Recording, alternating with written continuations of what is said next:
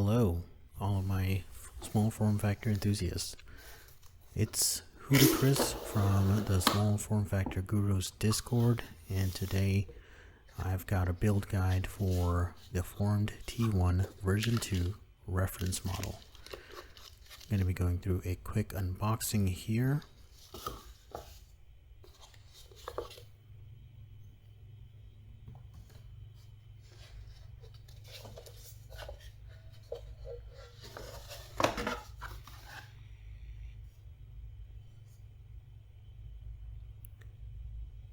This is the front panel. It's very similar between both the sandwich and reference cases.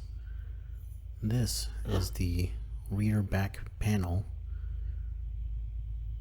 Has a barcode similar to the sandwich case as well.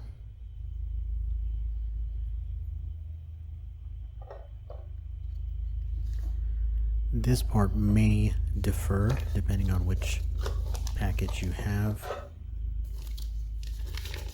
This is the radiator side bracket.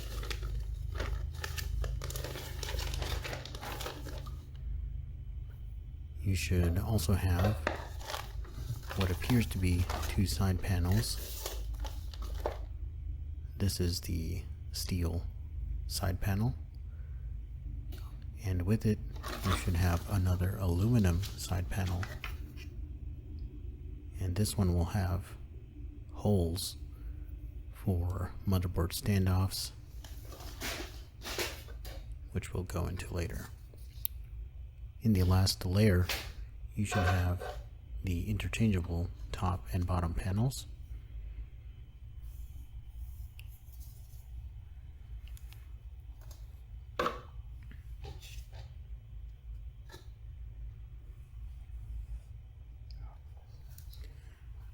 Kind of tricky to get the last panel out.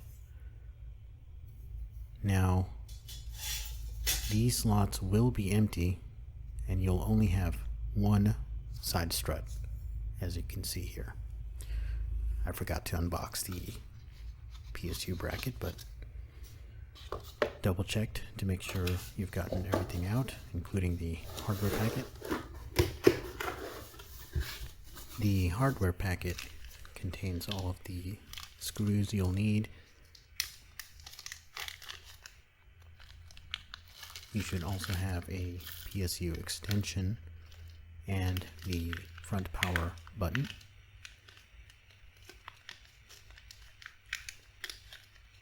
The motherboard header is attached to this PCB with a button and this black plastic piece, which is going to be the visible part of the button. Should be nice and clicky. When you unbag the screws, you'll find long M3 countersunk screws, short M3 countersunk screws, these additional M3 screws with a much flatter head and a smaller Phillips head. You'll also find M3 screws with a more rounded Phillips head.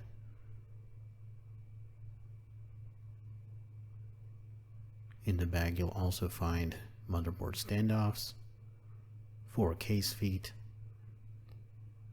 and 4 thumb screws for the rear, and these 2 pieces for attaching the side radiator bracket. Notice the screw looks different. Additionally, you should have PSU screws from your PSU. Now I'm going to be using a WOW stick with the PH2 head and the PH0 head. Going into the assembly, we're going to grab the front panel first, then grab the small side bracket. Use a longer countersunk screw, and you want to line up the countersunk hole as shown in the corner and screw it down.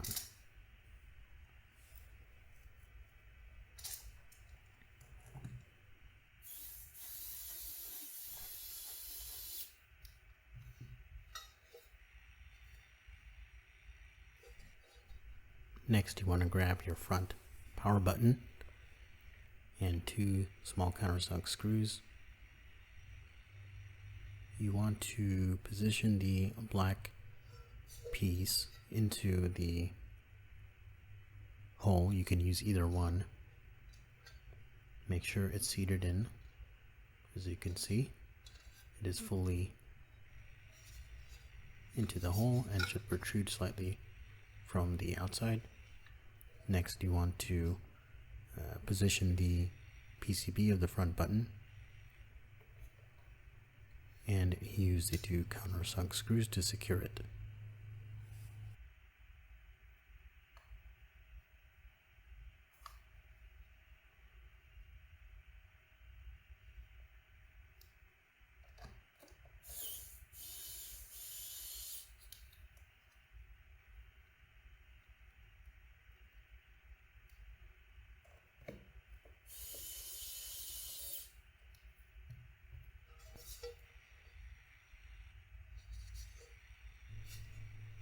Next, you'll want to grab the motherboard side panel. You'll notice several holes with a recess in them to allow the smaller M3 screws to sit flush with the panel. We're going to use the 4 at the very edges of the panel to attach the front and back plates. You'll need 4 screws for this step. Notice that these are the smaller Phillips head ones with the very flat, thin head.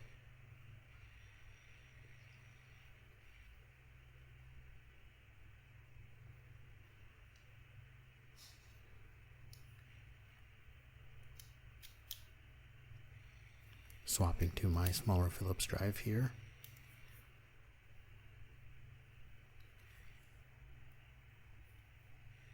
It may be tricky to position the 2 panels and screw them in at the same time.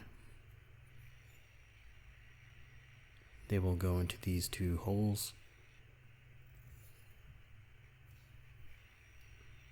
I just propped it up like this on the table and simply line up the holes and screw it down.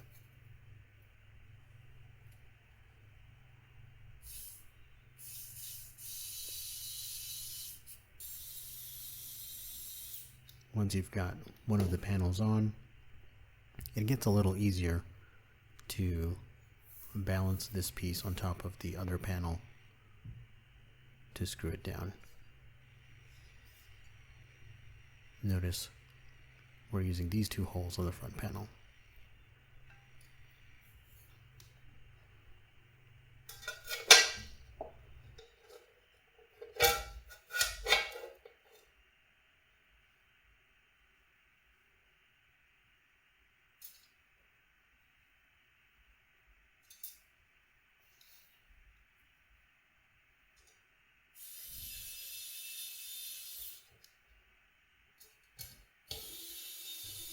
Once you've attached the front and back plates, lay the case down, grab the side strut and 2 countersunk screws.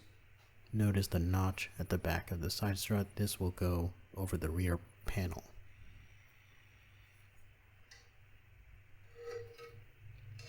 You can use the longer countersunk screws for more stability, but in my opinion it doesn't matter too much if you use the shorter ones.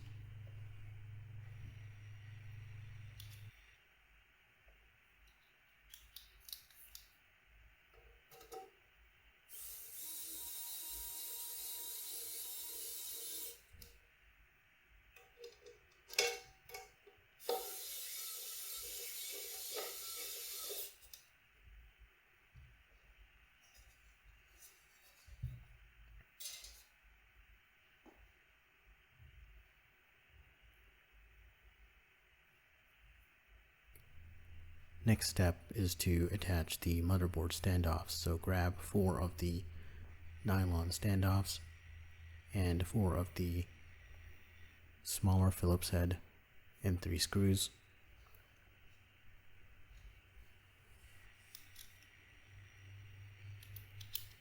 with the main case frame fairly stable, you can simply stand the case up on its side like this, hold a standoff on one side and screw it in from the other, and do this for all 4 standoffs.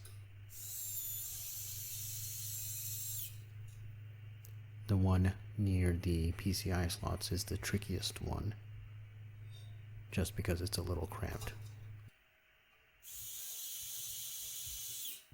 You should have it looking like this by the end. The next step is to attach the PSU bracket, and you want to use 2 of the same screws that you used in the previous step.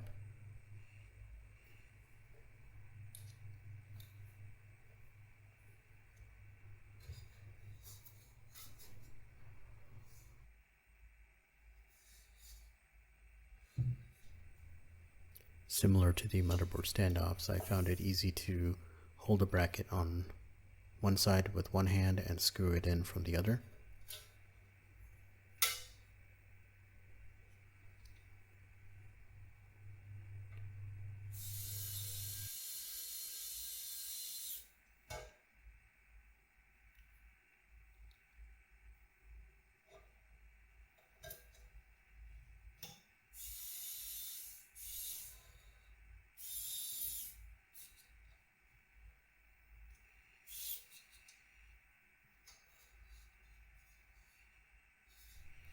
Once you've attached the PSU bracket, you can actually route the wire from the power switch through the bracket itself. I think this is a very clean and discreet way to route the power cable. You want to tuck it into the small recesses of the PSU bracket. Don't worry if it falls out, you just want it to stay in place for now until you attach the PSU to the bracket itself, and it will hold it in place. But this is kind of where you want the wire to run.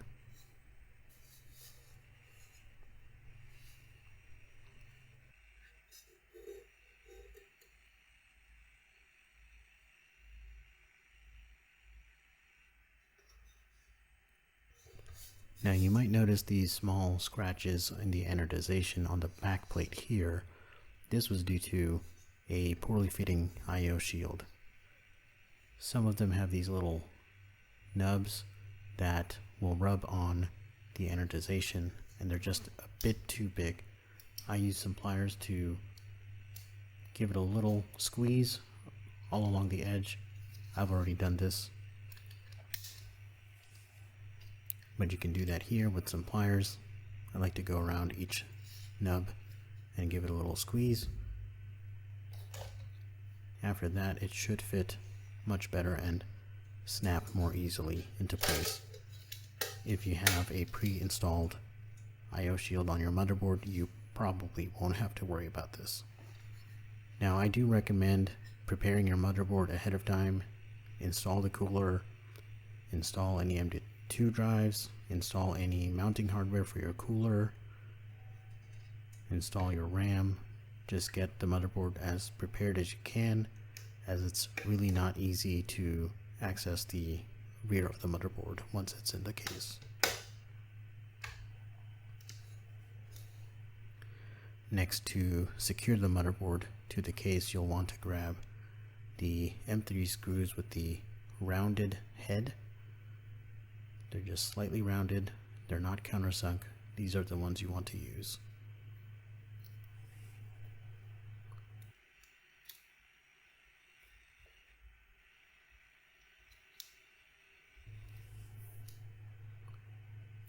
Just go ahead and secure the motherboard to the case. You may need to move the motherboard around so that the holes in the motherboard line up with the standoffs. Another tip is to not tighten any of the screws down before you've gotten all 4 of them threaded, at least part way. Otherwise it will become nearly impossible to line up all the screws.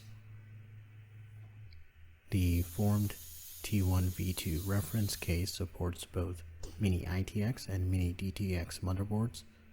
I have gone with an Asus B550i Strix motherboard with a Ryzen 5600X CPU. The RAM is a 2x16 kit of 3600 MHz G.Skill RAM, and the heatsinks on the RAM have been swapped out for EK Waterblock Monarch heatsinks, and the M.2 SSD I am using is the Samsung 980 Pro in a 2TB flavor.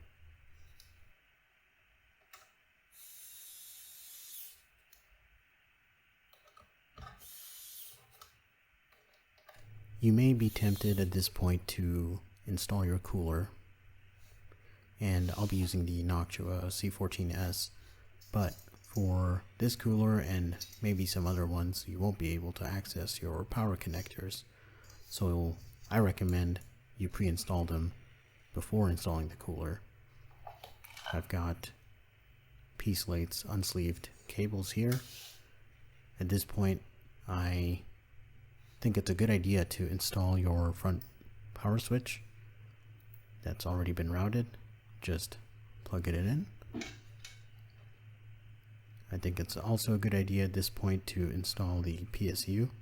So after I've got the power connector in, I'm going to install the PSU.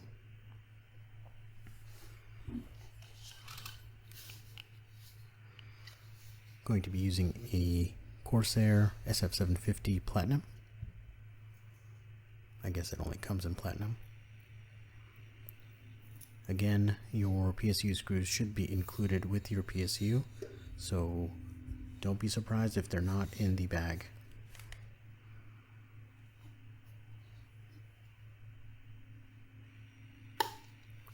Definitely make sure you flip the power switch on.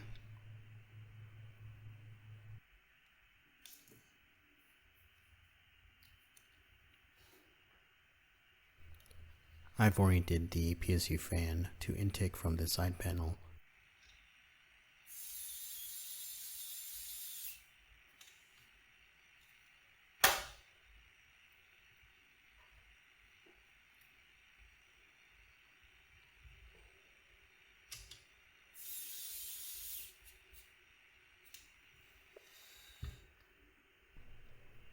As you screw the PSU in, especially if you're using the screw holes in the corners along the edge, you want to make sure you don't pinch your power switch cable if you're using this routing.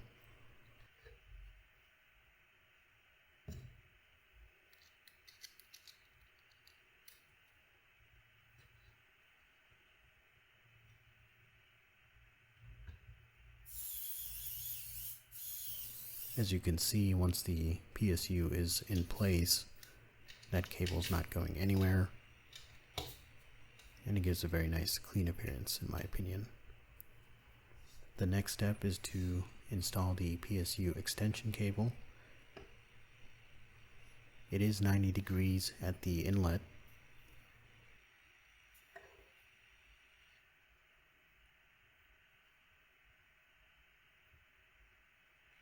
You should orient it like so that it doesn't conflict with the side panel or the radiator side bracket.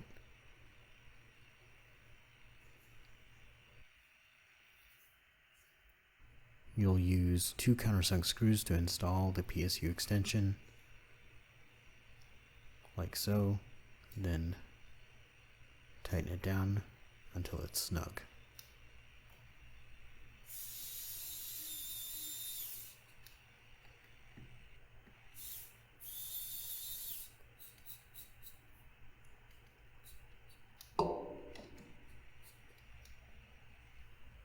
You'll route the PSU extension any way you like, but I found this route works pretty well and stays out of the way of everything else. I find that seating it into the PSU and then tucking the cable works best. Try to train this as best as you can. There's not really a way to keep it in place. And as I alluded to before, now you'll want to install the PSU cables.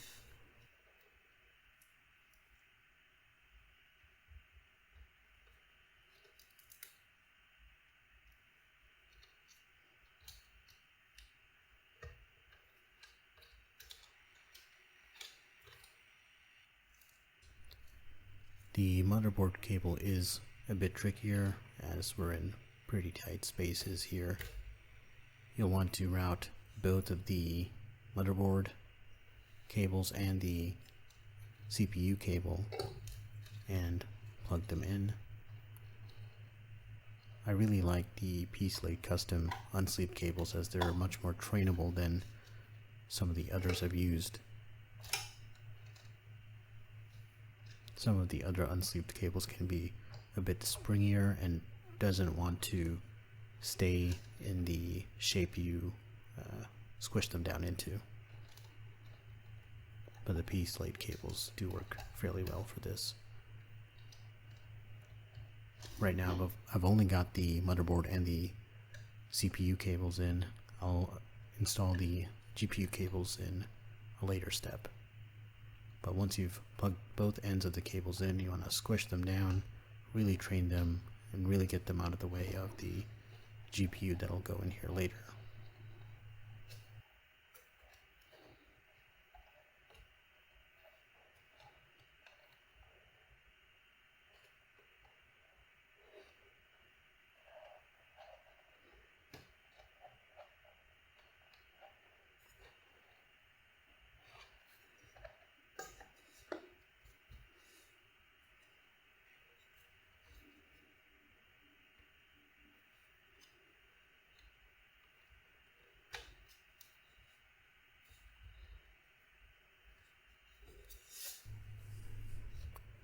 The next step will be the CPU cooler installation, but before that, of course, you'll have to use thermal paste.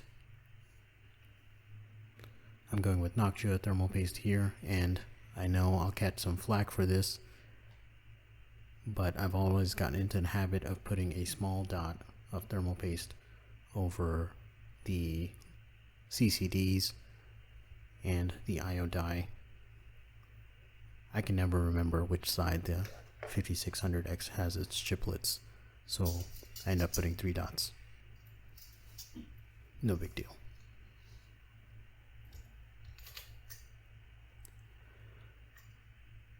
Line up the C14S mounting holes.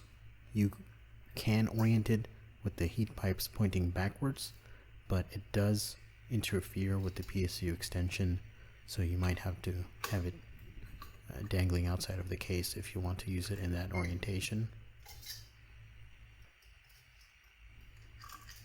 Screw it down. The next step will be installing the radiator side bracket. Notice the rear screw hole, 2 along the side strip, and 1 screw hole at the front. You'll need a total of 3 small countersunk screws and what I consider the oddball out screw, the one that doesn't look like the rest. We'll come back to that later. For now, use 2 countersunk screws for the side strut and 1 at the front at that small bracket that we installed at the very beginning. You may need to push down just slightly as the C14S is just a millimeter too tall for the radiator side bracket, but a little squish, it'll be fine. No side panel bulge. Right here at the back, you want to line up the small screw hole of the radiator side bracket with this slot at the back. And you'll want to use this unique screw here. It's really not like any of the others. And screw it down until it's snug.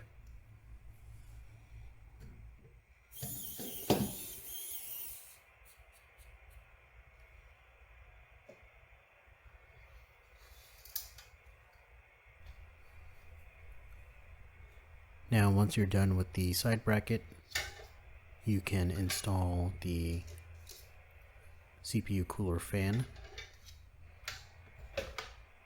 If you use a tower cooler, the order of operations may be a little different, and you'll probably want to install the fan before you install the side bracket, but for the C14 cooler, you can get away with doing it afterwards.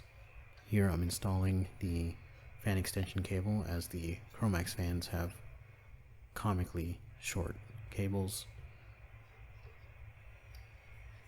You may not be able to fit a 140mm fan in every motherboard and cooler combination, but at least with the Asus B550 motherboard you can fit a 140mm fan.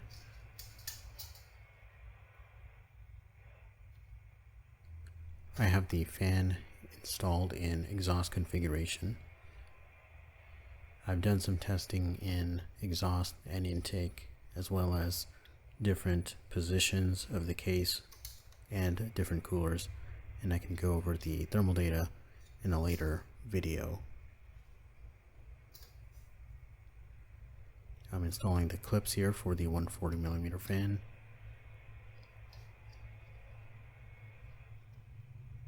And installing the fan extension cable here.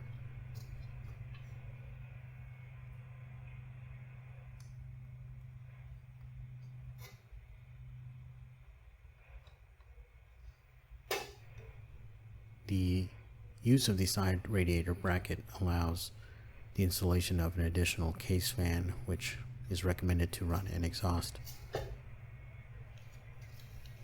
So that's what we'll do here. With the C14 cooler oriented in this position, only a 120mm fan will fit. A 140mm fan is just simply too big. If you orient the C14 cooler with the heat pipes pointing rearwards, you can fit another 140mm fan as an exhaust on the side bracket. You can experiment with that if you'd like. For fan insulation, you want to use the self-tapping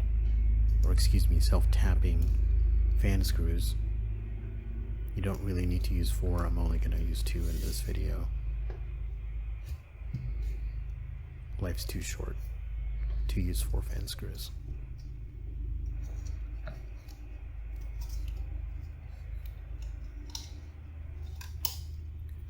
You want to be careful with the fan extensions. Sometimes they like to unhook themselves, and that's a nightmare, especially in these small cramped spaces.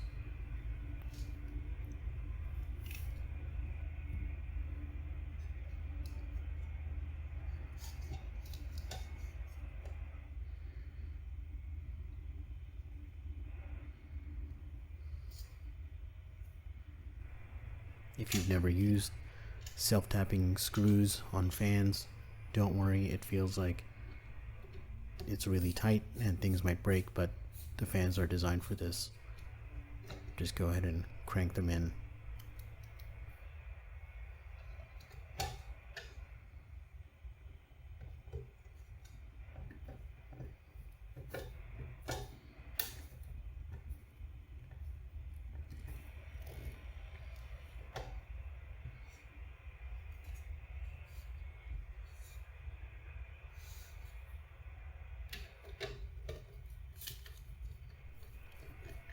Take the time to do any cable routing, as we're going to cover the top of the case here shortly. Most folks will benefit from better thermals if you invert the case, meaning GPU up position. So I'm going to install the case feet here to one of the panels. You can use short M3 screws, and I've mounted the case feet at the furthest corners of the front panel.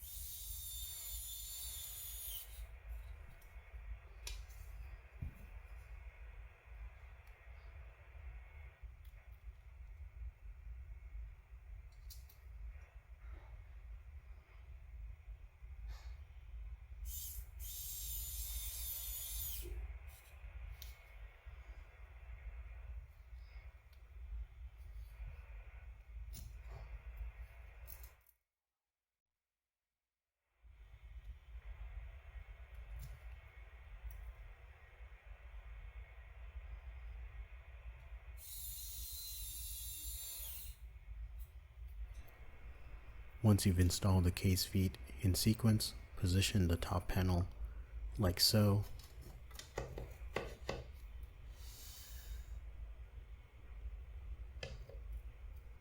It should fit snug.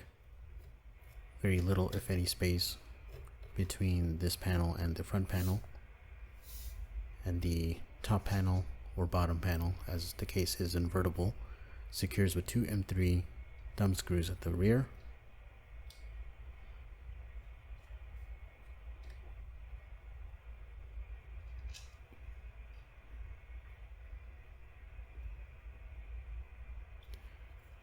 And it should look like this.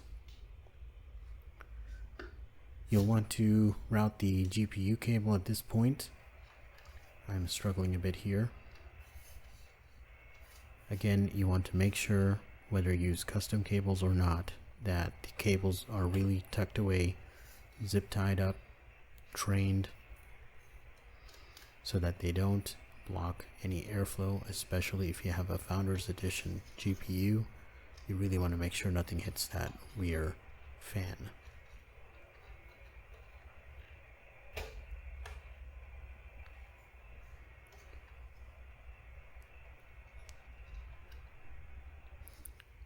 The reference version of the FormD T1 can fit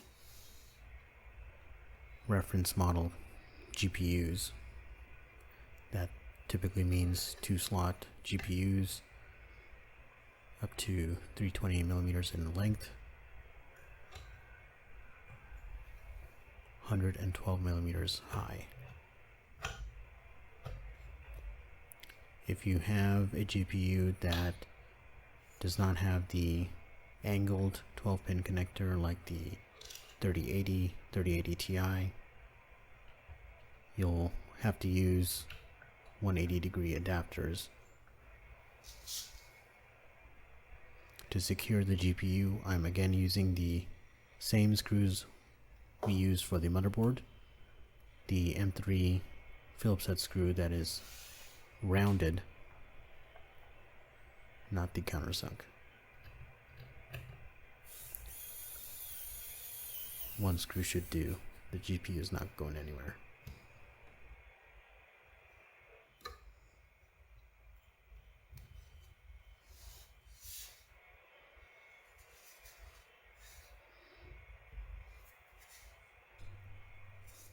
And we are almost done here. The next step will be installing the other side panel.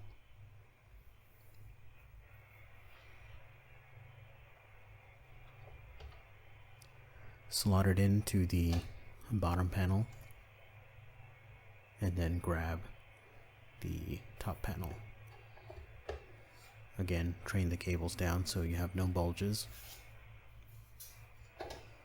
This panel will have a slot on either side where the motherboard and side panel will slot in nicely, and it should be flat and flush all around. And you'll again secure it with two thumb screws at the rear.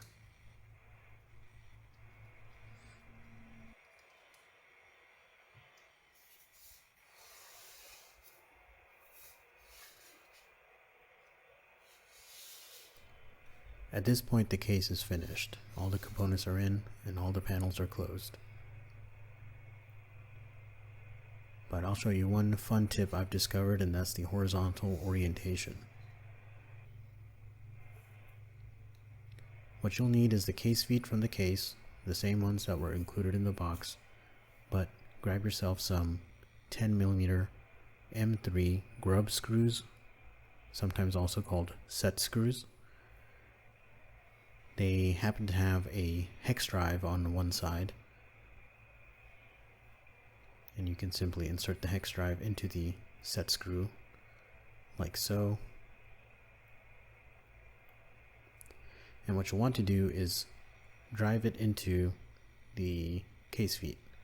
Do this for all four. It'll look like a little mushroom once you've installed the set screw into the case feet.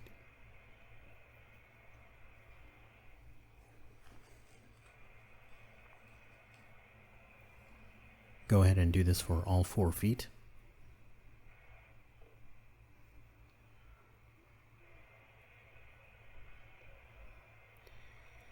the finished product will look something like this, like a little mushroom. Next, you'll want to lay it with the motherboard facing up. And you can actually do this after the case is built. Simply unscrew one corner at a time. So here you're removing one of the screws that secures the motherboard panel to the front panel, and simply hand screwing the case foot into the same hole you just used. The rear panel can be a little tricky, as the pressure from the components inside may try to misalign the holes. Simply realign them by hand and get all 4 case feet in there. This corner can be a little tricky, but once you've got this last one in, it is done. You've got 4 case feet on the motherboard side, and you can simply lay the case down in what I like to call the horizontal orientation. And that's the end. You're all done. Have fun. Thanks for watching.